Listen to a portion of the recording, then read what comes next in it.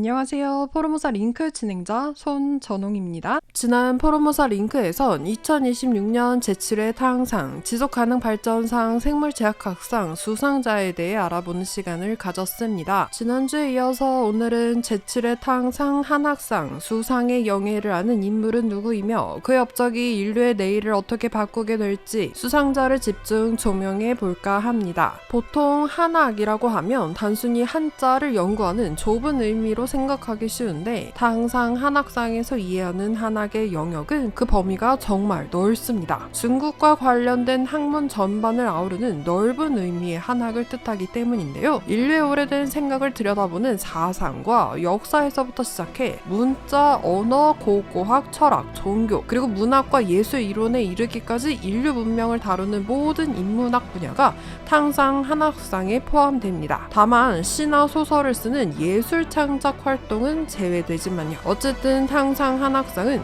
중화 문화 발전 방향으로 한학 분야에서 가장 눈에 띄는 기여를 한 인물에게 수여되는 상입니다. 지난 6월 17일 타이페이 탕상교육기금회에서 천전천 탕상교육기금회 집행장의 주재로 2026년 제7회 탕상 한학상 수상자 명단을 공개하는 기자회견이 열렸습니다. 이날 기자회견에선 왕더웨이 탕상 한학상 심사위원회 위원장이 한학 분야에서 주목할 성과를 낸 수상자의 이름을 호명했고요.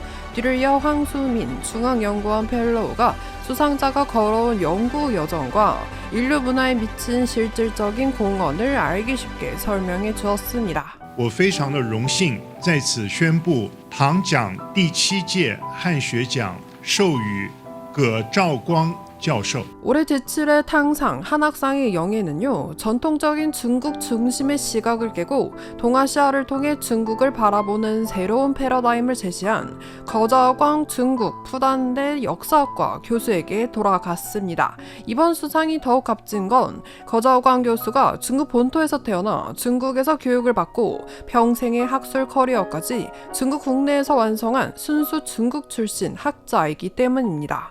탕상 제정 이래 순수 중국인 학자가 탕상 한학상을 받은 건 이번이 처음인데, 그렇게 거자광 교수가 올해 탕상 한학상을 받았다는 소식에 타이완과 중국 양안학계를 넘어 외신도 큰 관심을 보이며 집중 조명하고 있습니다. 지난 100년 동안 서구 사회가 중국을 이해하는 가장 중요한 학문적 창구는 바로 사이놀러지 한학이었습니다. 사실 수천 년 중국 역사 속에는 경학, 사학 같은 학문은 있었지만 한학이란 개념 자체는 없었어요. 19세기가 되어서야 유럽 지식인들이 동양학의 전통 속에서 중국 문명을 이해하기 위해 만들어낸 이름이 있으니 바로 한학입니다. 그런 점에서 한학은 태생적으로 글로벌적인 성격을 지니고 있습니다. 중국이 스스로를 연구하는 학문이 아닌 전 세계가 중국을 연구하는 학문이라는 건데, 실제로 초기 한학 연구의 중심지가 중국 베이징이나 타이완 타이페이가 아니라 파리, 베를린, 옥스퍼드, 하버드였던 이유도 바로 여기에 있고요. 분명한 건 한학이 중화권 밖의 서구 세계가 구축해온 지식 체계였다는 거예요.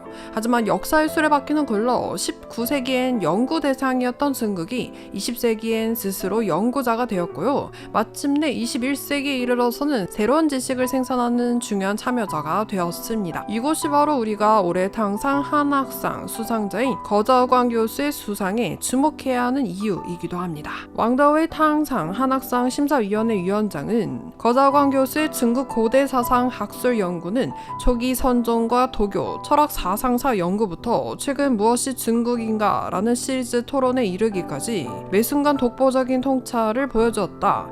더 나아가 거자광 교수의 연구는 중국 내부에 깊은 영감을 주었을 뿐 아니라 글로벌 중화 지식계는 물론 한국과 일본, 북미와 유럽 학계까지 지대한 영향을 미쳤다며 수상자 선정 배경을 밝혔는데, 직접 들어보시죠. 葛教授学术专长为中国古代思想，从早期的禅宗、道教和哲学思想史，到晚近何为中国的系列探讨，均别具洞见。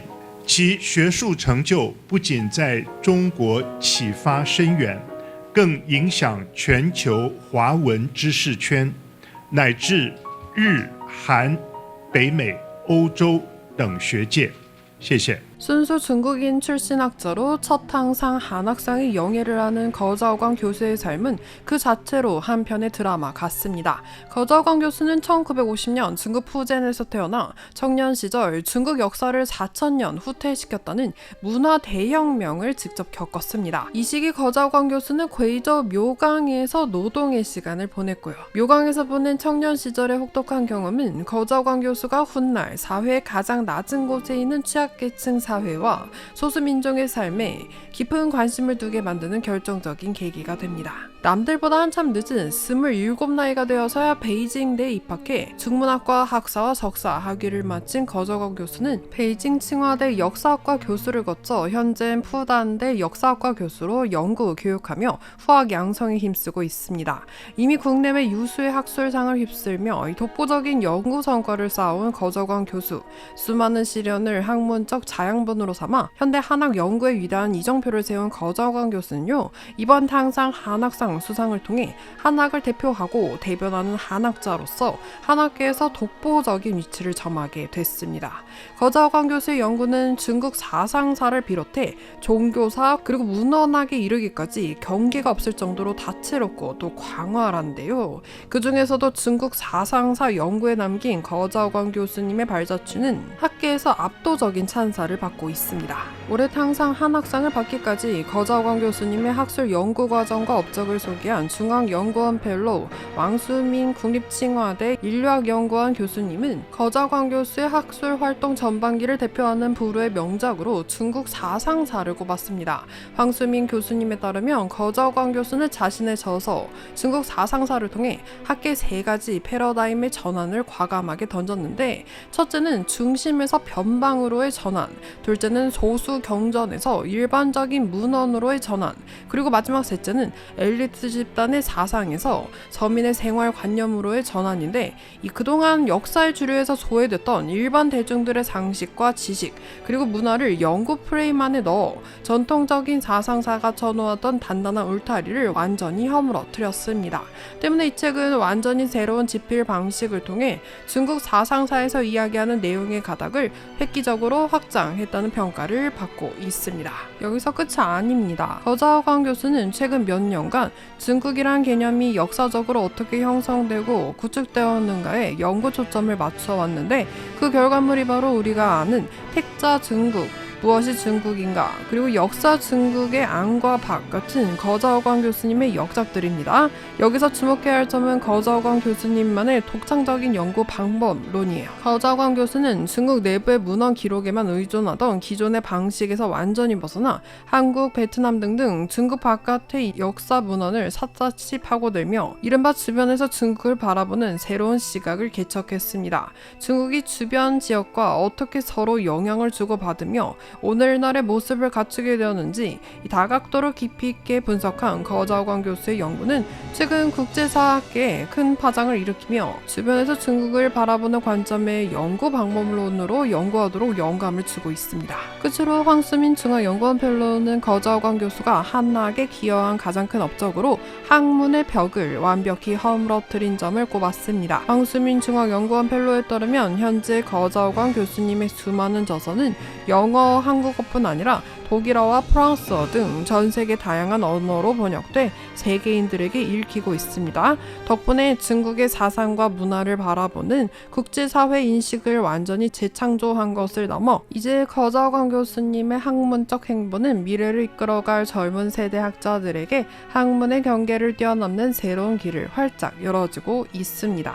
17회 탕상 한학상 수상자가 호명된 직후 거자오광 교수는 영상을 통해 중국어로 전한 수상 소감에서 탕상은 중국 연구를 글로벌화하고 다원화하게 했다며 말문을 열었습니다. 그러면서 앞으로 중국 연구가 중국이라는 울타리에만 갇혀 있는 것이 아닌 인도학, 페르시아학, 이집트학, 일본학 등 전 세계 다양한 국제학술 영역과 더 깊이 있게 대화하고 교류하며 지평을 넓혀가기를 바란다는 소망을 전했는데, 거자오광 교수님의 수상 소감 들으시면서 저는 여기서 인사드리겠습니다. 唐讲它是让中国研究国际化，同时也让中国研究多元化。我一直很期待中国研究它能跟国际的印度学、波斯学、埃及学、日本学、这些同样的这个领域啊，形成对话。